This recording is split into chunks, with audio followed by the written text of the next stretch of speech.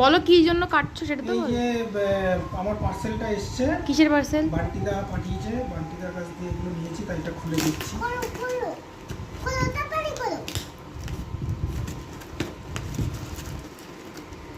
দেখো চাকুটা আসতে।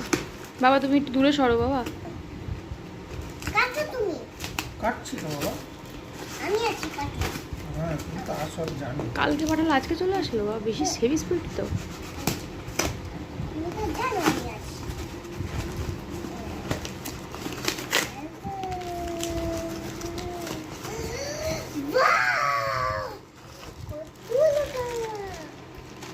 কতগুলো খেলনা। এই বান্টিদা, তোমার এই